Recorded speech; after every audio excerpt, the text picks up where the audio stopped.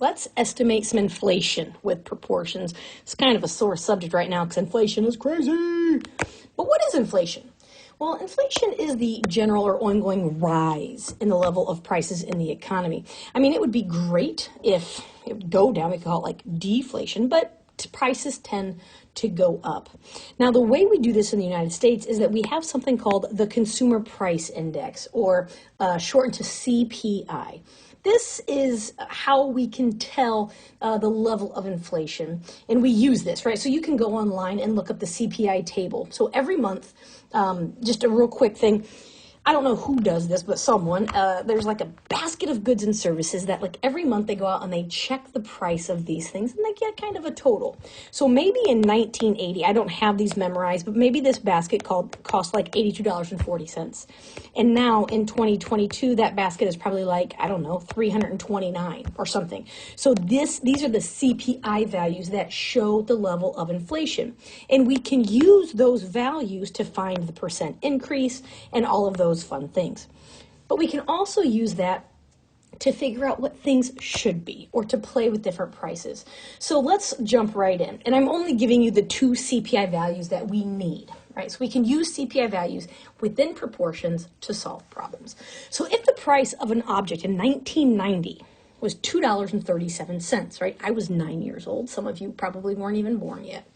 But what would the price of that object be in 2019 if we assume that the price increased with inflation? Because in the real world, right, some things will increase exactly with inflation. Some will grow faster, right? The price of rent has been growing faster than inflation. Some food has been growing faster than inflation.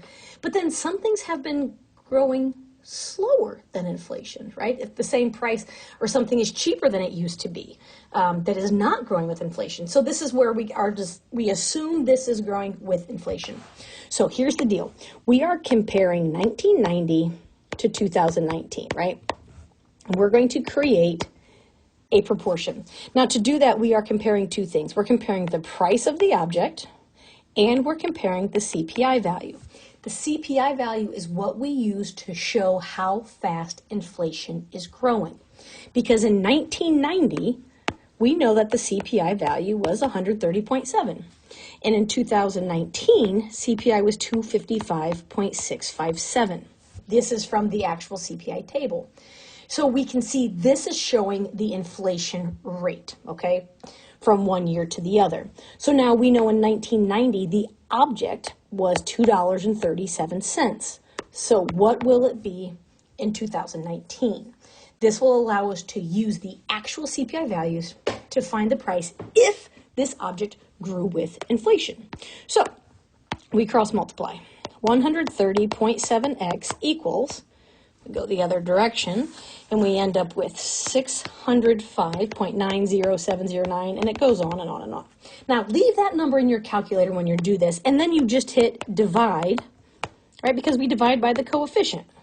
So we're going to divide that number in all of its decimal glory, divided by 130.7, and we get a value of 4.63586, and it goes on and on and on. Well, remember, we're talking about money here in the numerator. So we round to the nearest cent, and it tells us that. So I'm going to look one place past. That 5 tells me to round up. So we're looking at $4.64. So something that was $2.37 in 1990 should be $4.64 in 2019 if it grew with inflation. All right, let's do another one. If the price of a show ticket, you know, you can think anything. Let's talk about Broadway, was $130 in 2019. What would the ticket cost be in 1973 when my oldest sister was born, assuming the ticket price increased with inflation? Round to the nearest cent. So again, we're comparing 2 years. I like to write down my years because this tells me, okay, this is my proportion. The left ratio is all about 1973. The right ratio is all about 2019. I also like to say we're talking money, and because we're talking about inflation, we're talking about the Consumer Price Index. So what do we know? We know the ticket was $130 in 2019. That goes in the numerator under 2019. Now the CPI values come from the table. So 1973 was 44.4 and 2019 was 255.657. The unknown value is 1973 dollar amount.